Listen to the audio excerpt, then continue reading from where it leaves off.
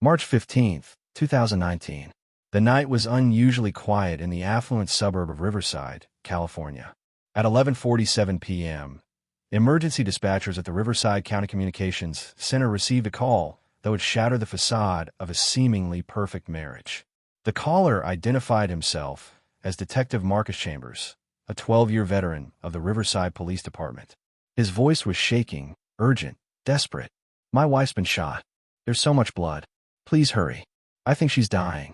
When patrol officers arrived at the two-story colonial home on Magnolia Drive, just minutes later, they found Marcus Chambers in the front yard, his police uniform shirt soaked in blood, performing chest compressions on a woman lying motionless on the grass. His hands were covered in blood, his face streaked with tears. The woman was 34-year-old Jessica Chambers, an elementary school teacher beloved by her students and colleagues at Riverside Oak Elementary. She had been shot twice in the chest at close range. Paramedics took over CPR efforts, but it was too late. Jessica Chambers was pronounced dead at the scene at 12:03 a.m. Marcus Chambers appeared to be the devastated husband, a police detective who had failed to protect the woman he loved. He told responding officers that he had been working the late shift at the station and arrived home around 11:30 p.m. to find the back door forced open and his wife lying in their bedroom, gasping for breath. He said he immediately called 911 and carried her outside while trying to save her life. The story seemed entirely plausible. Marcus was not just any officer. He was a decorated detective with an impeccable record, having received multiple commendations for his work on high-profile cases. His colleagues respected him. His superiors trusted him. And by all accounts, his marriage to Jessica had been happy. Jessica Chambers had grown up in Riverside, the daughter of a successful real estate developer and a schoolteacher. She had been an honor student in high school, captain of the volleyball team, and prom queen. After graduating from the University of California, Riverside, with a degree in education, she had begun teaching third grade at Riverside Oak Elementary, where she quickly became known for her creativity and dedication. Her students adored her. Parents requested her classroom. Colleagues considered her a friend.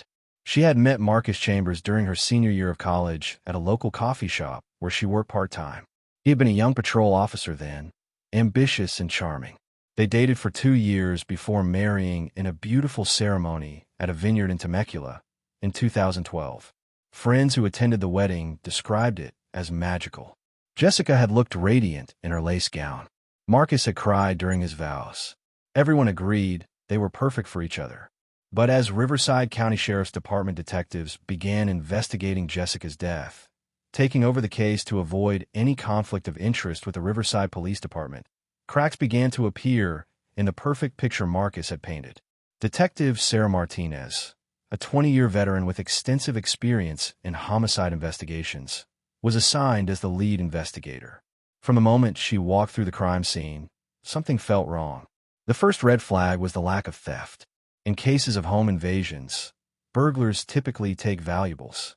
But in the Chambers home, nothing had been taken. Jessica's designer purse sat on the kitchen counter, containing $400 in cash, credit cards, and her driver's license. Her jewelry box in the master bedroom remained undisturbed, filled with expensive pieces including her diamond engagement ring, which she had removed before bed, and several gold necklaces and bracelets worth thousands of dollars. The couple's 60-inch television was still mounted on the living room wall. 2 laptops and an iPad were visible on the home office desk. Even more puzzling, Jessica's iPhone was on the nightstand next to the bed where she had been shot. Then there was the matter of the forced entry. Marcus had told officers that the back door had been broken into, suggesting that an intruder had entered the home while Jessica slept. But when forensic technicians examined the door more closely, the evidence didn't support that narrative. The door frame showed damage, but the tool marks were unusual. Instead of appearing to have been pried from the outside, as would be expected in a break-in, the marks suggested the damage had been inflicted from inside the house.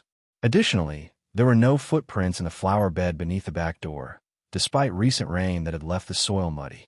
An intruder breaking in through that door would have left clear impressions in the soft earth. There were none.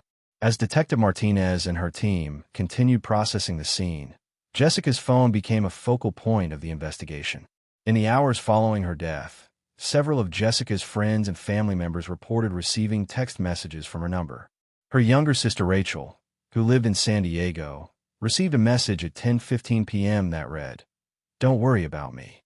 I need some time to myself. Going away for a few days."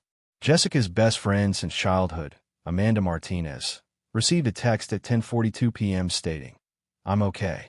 Just need to clear my head. Tell everyone not to call." Another message was sent to Jessica's mother Linda at 11:05 p.m. "Mom, I love you. I just need some space. I'll call you soon." The messages were brief and somewhat cryptic, but they all conveyed the same theme. Jessica was alive and had chosen to leave. The problem was timing. According to the preliminary findings from the medical examiner, Dr. Patricia Chun, Jessica Chambers had been dead for at least 2 hours by the time Marcus called 911. Based on body temperature, rigor mortis, and lividity patterns, Dr. Chun estimated the time of death to be between 9:30 and 10 p.m. That meant Jessica was already dead when those text messages were sent from her phone. Someone else had sent them, and the timing suggested it was someone trying to create an alibi or buy time before her body was discovered. Detective Martinez immediately requested Jessica's phone records and discovered something that would prove to be one of the most damaging pieces of evidence against Marcus Chambers. While Marcus claimed he had been at the Riverside Police Department working on case files until 11:15 p.m., a claim that was supported by his logged hours in the computer system, cell tower data from his personal phone told a dramatically different story. His phone had pinged off a tower located 3 blocks from his home at 9:47 p.m., placing him at the residence during the time Jessica was murdered. It pinged the same tower again at 10:03 p.m., at 10:38 p.m., and finally at 10:52 p.m. He had been at or near his home for over an hour before calling 911. But the most conclusive evidence came from a neighbor's surveillance camera.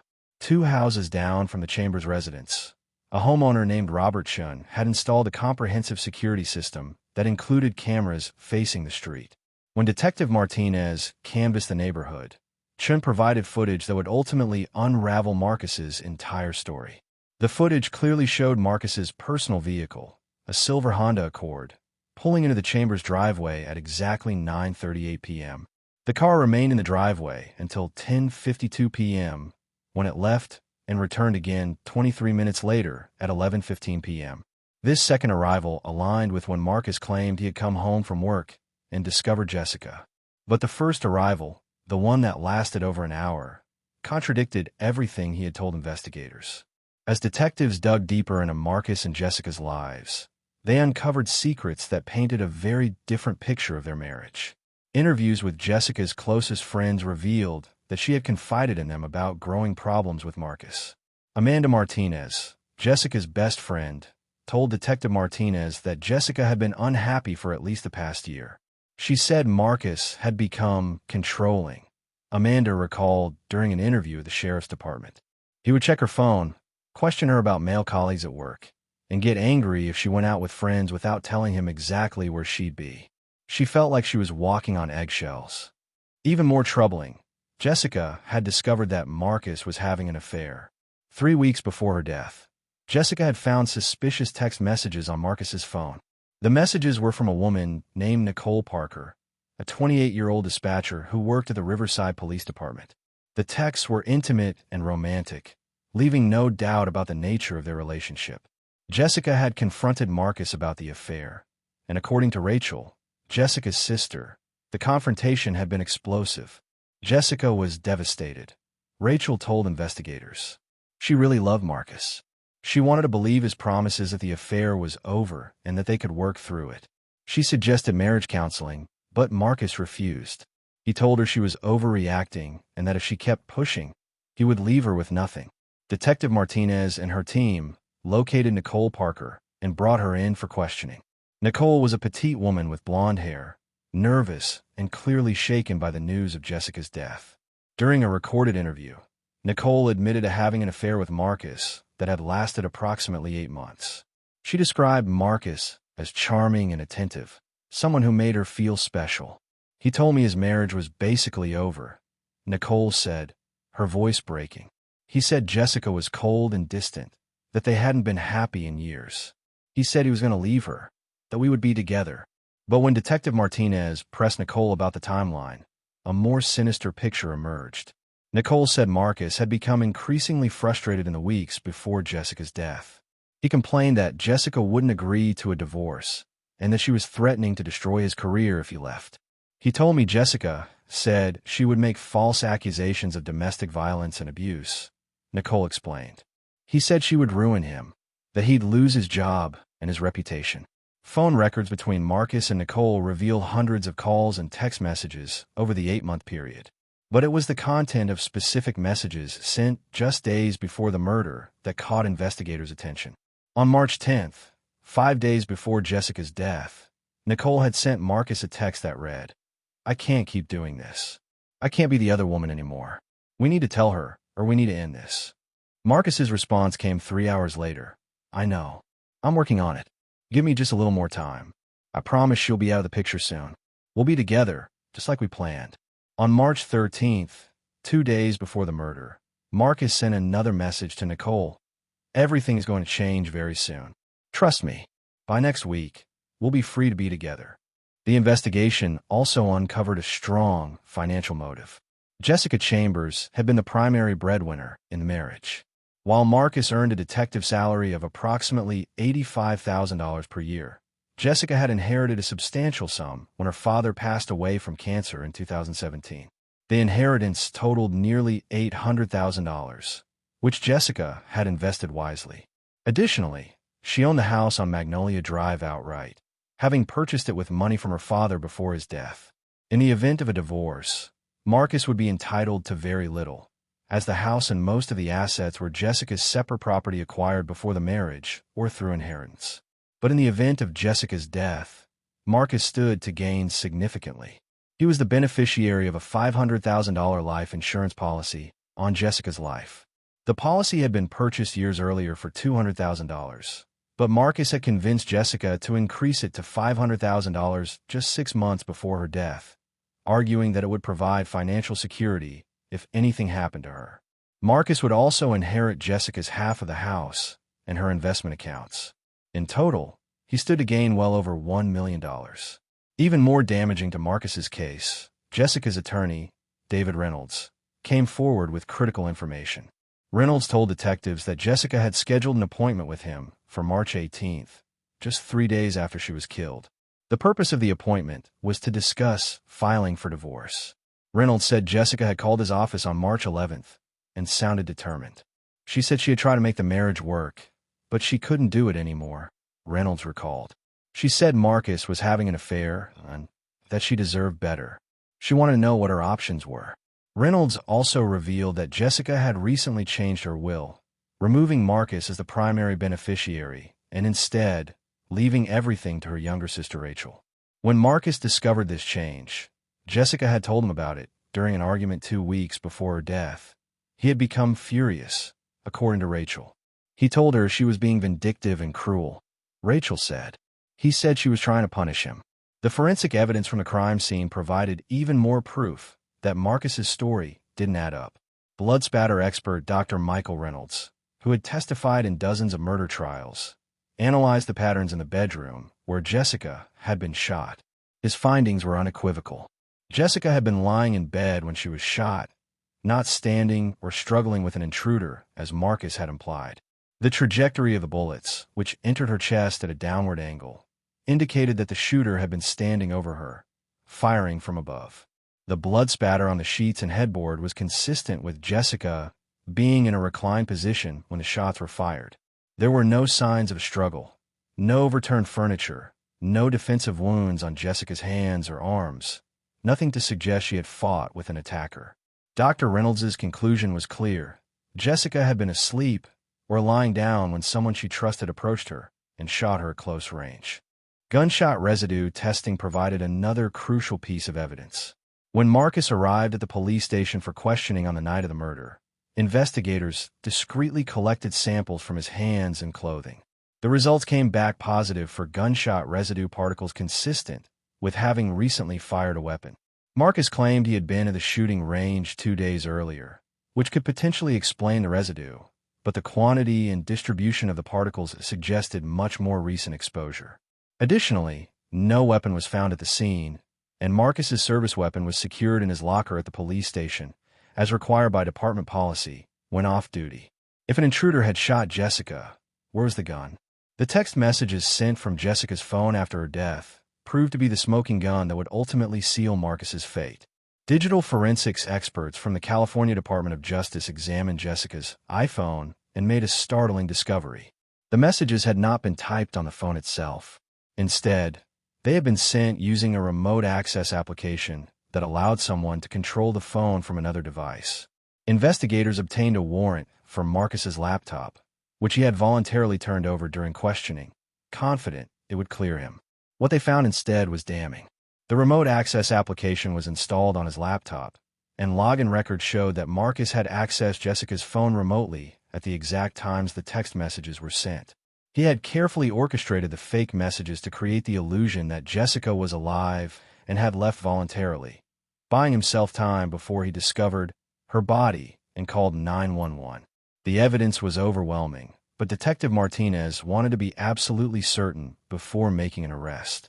She and her team conducted dozens of additional interviews, reviewed hours of surveillance footage, and consulted with forensic experts. Every piece of evidence pointed to the same conclusion. Marcus Chambers had murdered his wife in cold blood, staged the crime scene to look like a home invasion, and used his knowledge as a police detective to try to cover his tracks. On June 3, 2019, nearly 3 months after Jessica's death, Marcus Chambers was arrested at the Riverside Police Department. He had continued working during the investigation, though he had been placed on administrative leave and his duties had been limited to desk work. When Detective Martinez and 2 sheriff's deputies arrived at the station to take him into custody, Marcus showed no emotion. He was read his Miranda rights and escorted out of the building in handcuffs as his stunned colleagues watched. He was charged with first-degree premeditated murder with special circumstances. The special circumstances enhancement was added because Marcus had used his position as a law enforcement officer to facilitate the crime and obstruct the investigation. If convicted, he faced life in prison without the possibility of parole. His bail was set at $2 million, which he could not afford. He remained in custody at the Riverside County Jail, awaiting trial. The arrest sent shockwaves through the community. Marcus Chambers had been a respected member of law enforcement for over a decade. He had worked on numerous high-profile cases, testified as an expert witness in court, and trained younger officers. The idea that he could murder his own wife and then coldly manipulate the investigation was almost too horrific to comprehend.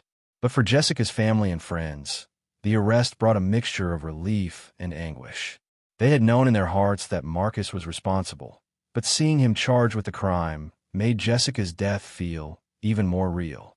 "I trusted him," Jessica's mother Linda told reporters outside the courthouse after Marcus's arraignment. "He was my son-in-law. I welcomed him into our family, and he took my daughter from us. I will never understand how someone could be so evil." The trial began in February 2020 in a packed courtroom at the Riverside County Superior Court. Prosecutor Jennifer Davis, a veteran of the district attorney's office with an impressive conviction rate, presented a methodical and compelling case against Marcus Chambers. Over the course of 6 weeks, she called more than 40 witnesses and introduced hundreds of pieces of evidence. The prosecution's case was built on a foundation of forensic science, digital evidence, witness testimony, and Marcus's own contradictions and lies. The trial opened with testimony from the first responders who had arrived at the scene on the night of March 15th. Patrol Officer David Kim described finding Marcus in the front yard with Jessica's body, performing CPR. "He seemed upset, but something felt off," Officer Kim testified. "He kept asking me questions about the investigation, wanting to know what we were finding inside the house. It seemed like he was more interested in controlling the scene than grieving for his wife." Paramedic Lisa Torres, who had attempted to save Jessica's life, testified that Jessica had been dead for some time when they arrived. "There was significant lividity and early rigor mortis," Torres explained. "In my professional opinion, she had been deceased for at least an hour, possibly longer." Dr. Patricia Chun, the medical examiner who had performed Jessica's autopsy, provided crucial testimony about the time and manner of death. She explained to the jury that Jessica had been shot twice in the chest with a 9mm handgun. Both bullets had struck vital organs, one piercing her heart and the other collapsing her left lung. Death would have occurred within minutes. Based on the autopsy findings, Dr. Chun placed the time of death between 9:30 and 10 p.m., more than an hour before Marcus called 911. The victim could not have been alive when those text messages were sent from her phone, Dr. Chun testified. Blood spatter expert Dr. Michael Reynolds walked the jury through his analysis of the crime scene. Using photographs and diagrams, he demonstrated how the blood patterns indicated Jessica had been shot while lying in bed. There was no evidence of struggle, Dr. Reynolds explained. The victim was not standing or moving when she was shot. The shooter stood over her and fired downward at close range. This is consistent with someone the victim knew and trusted, someone who could approach her while she was in a vulnerable position without alarming her. The defense attempted to discredit Dr. Reynolds during cross-examination, but he held firm to his conclusions, citing decades of experience and peer-reviewed research. Digital forensics expert Craig Mitchell, who had examined Jessica's phone and Marcus's laptop, provided some of the most damaging testimony. Mitchell explained to the jury, in terms they could understand, how the remote access application worked. Mr. Chambers installed this application on his wife's phone, ostensibly so he could help her with technical issues, Mitchell testified. But on the night of March 15th, he used it to send text messages from her phone while she was already dead. The login records from his laptop are indisputable. He accessed her phone at 10:14 p.m., 10:41 p.m., and 11:04 p.m. Those are the exact times the text messages were sent. The prosecution played the recorded interviews in which Marcus had denied ever accessing Jessica's phone remotely, demonstrating that he had lied to investigators. Nicole Parker took the stand on the 11th day of trial. She appeared nervous and emotional, clearly uncomfortable with being in the spotlight. Nicole testified about her 8-month affair with Marcus, the promises he had made, and his growing frustration with Jessica in the weeks before the murder. "He told me Jessica was standing in the way of our happiness," Nicole said, her voice trembling. "He said he wished there was a way to just make her disappear." The defense attorney, Robert Mitchell, attempted to paint Nicole as a scorned lover who was lying to save herself, but she remained consistent in her testimony. "I loved him," Nicole admitted, "but I never wanted anyone to get hurt. I never thought he would actually kill her." The prosecution also called several of Marcus's colleagues from the Riverside Police Department, including his partner, Detective James Foster. Foster testified that Marcus's behavior in the days following Jessica's death had seemed unusual. He returned to work after only 2 days, Foster recalled. "He seemed calm, almost too calm. He talked about the case constantly, asking me what I thought the investigation would reveal. It seemed like he was trying to control the narrative." Another colleague, Sergeant Linda Martinez, testified that Marcus had asked her detailed questions about how homicide investigations were conducted, which she found odd given his years of experience. Jessica's friends and family provided heart-wrenching testimony about the vibrant, loving woman whose life had been stolen. Amanda Martinez, Jessica's best friend, broke down on the stand as she described Jessica's excitement about teaching and her dedication to her students. "She was the best person I've ever known," Amanda said through tears. "She didn't deserve what happened to her." Rachel, Jessica's sister, testified about the changes she had noticed in Jessica in the months before her death. "She wasn't herself," Rachel said. "She was anxious, always worried about making Marcus angry. She told me she felt trapped. She wanted to leave him, but she was afraid." The defense's case was weak and unconvincing. Attorney Robert Mitchell attempted to argue that the evidence was circumstantial and that reasonable doubt existed. He suggested that Nicole Parker could have been the actual killer, motivated by jealousy and a desire to have Marcus to herself. He proposed that unknown enemies from Jessica's past could have targeted her, though he provided no evidence to support this theory. He attacked the credibility of the forensic experts, suggesting their conclusions were speculative. But the defense struggled to explain away the most damning evidence: the remote access to Jessica's phone, the cell tower data placing Marcus at home during the murder, and the surveillance footage showing his car in the driveway. Marcus Chambers did not testify in his own defense, exercising his Fifth Amendment right. His attorneys advised him that his testimony would open him up to devastating cross-examination, and any lies or inconsistencies would only strengthen the prosecution's case. His silence, however, spoke volumes to the jury. In her closing argument, Prosecutor Jennifer Davis summarized the case with precision and emotion. "Ladies and gentlemen, "The evidence in this case is overwhelming," she told the jury. Marcus Chambers murdered his wife in cold blood. He shot her while she slept, trusting that she was safe in her own home. He did it for money, for freedom, and for another woman. And then, using his training and experience as a police detective, he staged the scene, sent fake text messages from her phone, and called 911 pretending to be the grieving husband. But he made mistakes. He left digital footprints. He was captured on camera, and the truth came out. Jessica Chambers deserves justice. Her family deserves justice. And the only just verdict in this case is guilty of first-degree murder. The defense's closing argument urged the jury to consider reasonable doubt and questioned whether the evidence truly proved Marcus's guilt beyond all uncertainty. But the argument lacked conviction, and the evidence was simply too strong to ignore. After 6 weeks of testimony, the jury received the case on March 12, 2020. They deliberated for just 4 hours before reaching a verdict. When they returned to the courtroom, the tension was palpable. The foreperson stood and delivered the verdict. "We, the jury, find the defendant, Marcus Chambers, guilty of first-degree premeditated murder." Jessica's mother sobbed. Her sister Rachel collapsed into the arms of Amanda. Marcus Chambers showed no emotion, staring straight ahead as the verdict was read. On April 28, 2020, Marcus Chambers returned to court for sentencing. Judge Patricia Rodriguez presided over the hearing, which included victim impact statements from Jessica's family. Rachel spoke first, her voice steady despite the tears streaming down her face. "Marcus, you didn't just kill my sister.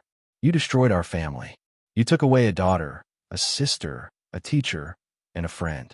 Jessica loved you with her whole heart, and you betrayed her in the worst way possible. You murdered her while she slept, and then you lied about it, trying to make everyone believe she had run away. You used your badge to cover up your crime. I hope you spend every day for the rest of your life thinking about what you've done." Judge Rodriguez sentenced Marcus Chambers to life in prison without the possibility of parole. "Mr. Chambers, you were sworn to uphold the law and protect the innocent," Judge Rodriguez said. "Instead, you used your knowledge and training to commit a heinous crime and attempt to evade justice. You murdered your wife for financial gain and personal convenience. This court finds no mitigating factors. You will spend the rest of your natural life in prison." Marcus Chambers is currently incarcerated at California State Prison, Los Angeles County. He filed an appeal in 2021, arguing that he did not receive a fair trial and that certain evidence should have been excluded. The appeal was denied by the California Court of Appeal. Nicole Parker left the Riverside Police Department shortly after the trial and moved out of state. She reportedly struggles with guilt over her role in the affair that preceded Jessica's death. Jessica's family established the Jessica Chambers Memorial Scholarship Fund, which provides financial assistance to aspiring teachers in Riverside County. Her former students and colleagues remember her as a dedicated educator who made a lasting impact on everyone she met. The case of Jessica Chambers serves as a chilling reminder that danger can come from those we trust most.